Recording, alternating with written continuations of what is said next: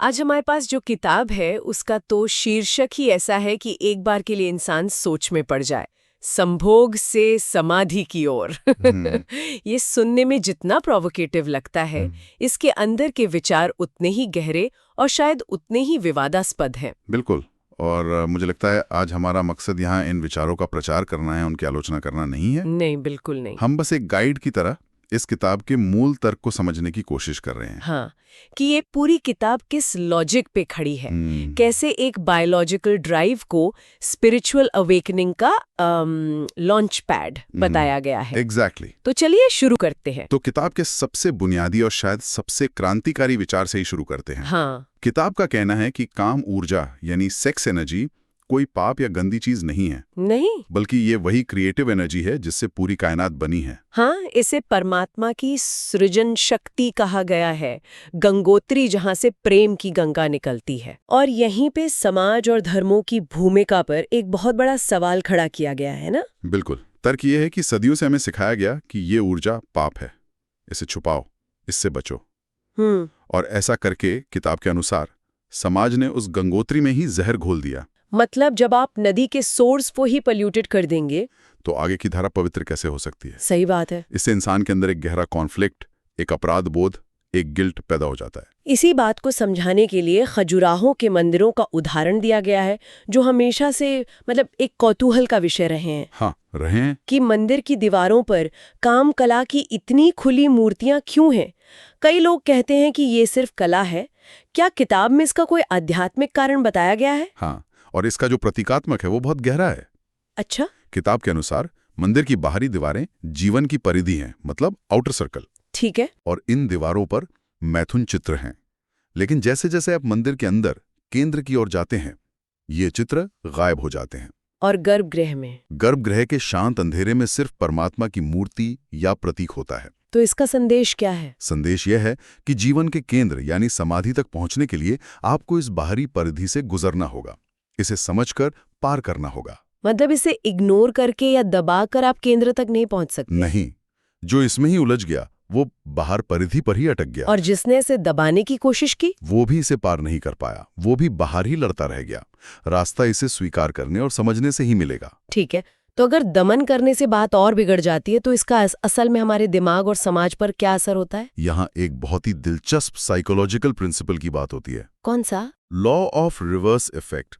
इसका सीधा सा मतलब है, आप जिस चीज से बचने की जितनी ज्यादा कोशिश करते हैं, आपका दिमाग उसी पर उतना ज्यादा फोकस करने लगता है। हाँ, ये तो होता है। जैसे कोई कहे गुलाबी हाथी के बारे में मत सोचना, और दिमाग में सबसे पहले वही आता है। एग्जैक्टली। या जब कोई डाइट पर होता है तो उसे हर तरफ मिठाई की दुकानें ही दिखती हैं। ये वही सिद्धांत है। बिल्कुल। और किताब कहती है कि काम ऊर्जा के साथ हमने सदियों से यही किया है। इसे इतना दबाया गया है कि हमारा पूरा समाज अंदर से इसी से ऑब्सेस्ड हो गया है। जो चीजें पर्दे पर सेंसर्ड हैं, वही लोगों के दिमाग में 24 घंटे चलती हैं। इस पर मुल्ला नसरुद्दीन की एक कहानी याद आ गई। बताइए। वो अपने सबसे कीमती कपड़े एक दोस्त को पहना देता है। हाँ। और कसम खाता है कि इनके बारे में सोचेगा भी नहीं। और फिर होता ये है कि वो किसी और चीज के बारे में बात ही नहीं कर पाता। हाँ। बार बार कहता है, रही कपड़ों की बात तो मैंने कसम खाई है कि कपड़ों की बात नहीं करनी। ये बिल्कुल हमारे समाज का हाल है। ये कहानी एक सटीक कटाक्ष है। तो इस दमन के और क्या नतीजे बताए गए हैं?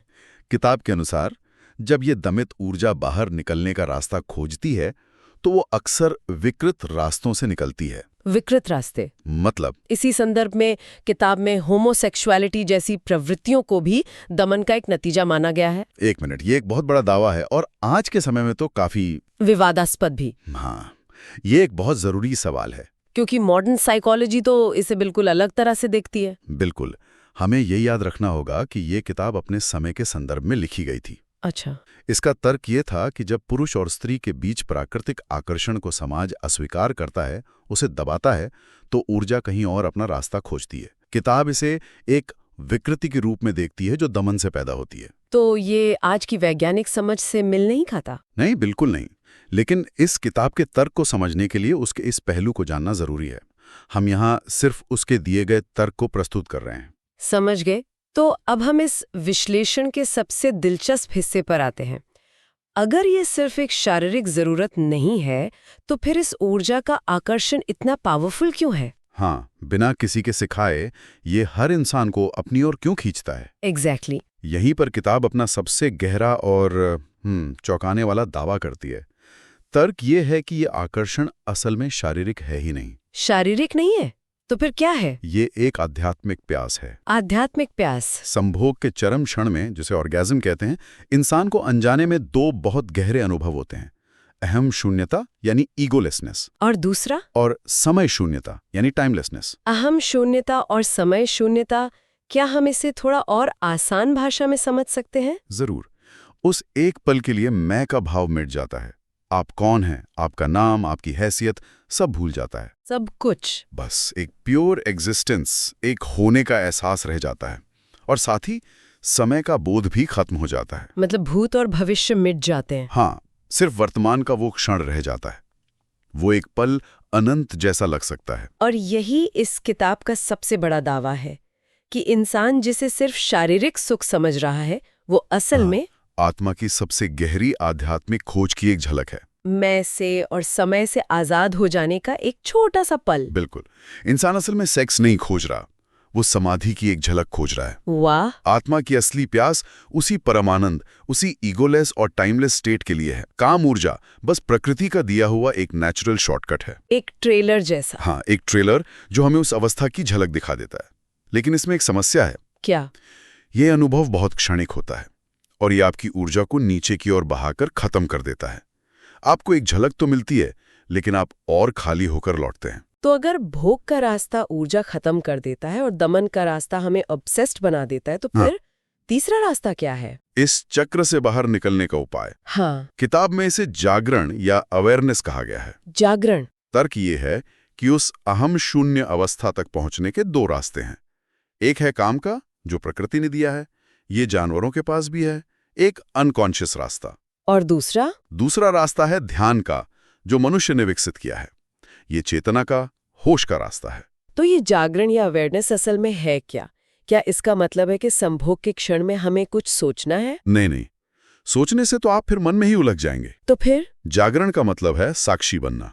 उस अनुभव में जो कुछ भी हो रहा है, शारीरिक संवेदनाएं, विचार, ऊर्जा का प्रवाह, उसे बिना किसी जजमेंट के पूरी चेतना के साथ अनुभव करना। जैसे आप एक खूबसूरत सूर्यास्त देख रहे हैं, बस देख रहे हैं, उसके बारे में सोच नहीं रहे। बिल्कुल वही।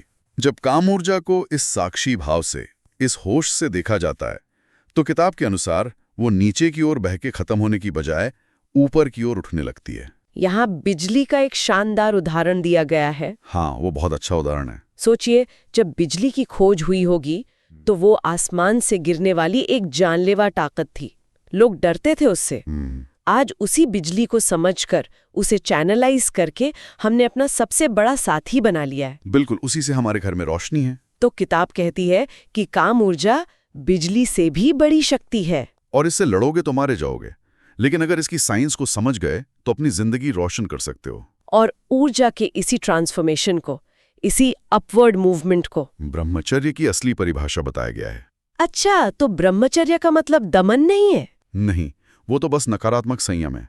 असली ब्रह्मचर्य है ऊर्जा को एक ऊंची दिशा देना। जब ऊर्जा ऊर्ध्वगामी होती है, मतलब ऊपर की तरफ उठती है, दिल और दिमाग की तरफ। हाँ, तो इंसान को एक ऐसी गहरी शांति और तृप्ति मिलती है जो क्षणिक नहीं होती। एक स्थायी आनंद। और जब वो आनंद मिलता है तो काम वासना अपने आप शांत हो जाती है।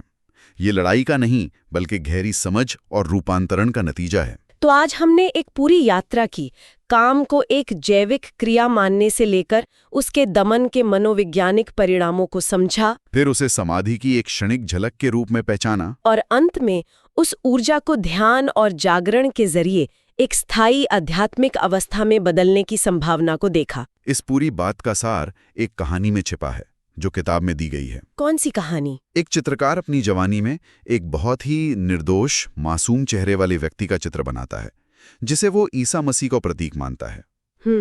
20 साल बाद उसे एक सबसे क्रूर, घृणित चेहरे वाले कैदी का चित्र बनाने के लिए जेल भेजा जाता है। शैतान के प्रतीक के लिए? हाँ, और चित्र बनाने के बाद उसे पता चलता है कि ये दोनों व्यक्ति एक ही थे। एक ही थे। वाह, संदेश साफ है। हर इंसान के भीतर स्वर्ग और नरक दोनों की संभावनाएं मौजूद हैं। ऊर्जा वही है, बस उसकी दिशा बदल जाती है। और अंत में एक विचार जो इस किताब के सबसे आखिर में छोड़ा गया है, जिस पर गौर किया जा सकता है। बताइए। किताब के अनुसार एक नए जीवन का जन्म, एक बच्चे का इस दुनिया में आना किन परिस्थितियों में होता है? क्या वो क्रोध, चिंता, तनाव और एक मैकेनिकल एक्ट के तौर पर होता है, या फिर गहरे प्रेम, शांति और ध्यान के क्षणों में होता है? ये उस आने वाली आत्मा के पूरे जीवन की दिशा तय कर सकता है। सवाल यही है, क्या एक प्रेमपूर्ण और ध्यानपूर्ण सृजन का क्षण एक बेहतर इंसान और एक बेहतर समाज की नींव रख सकता है?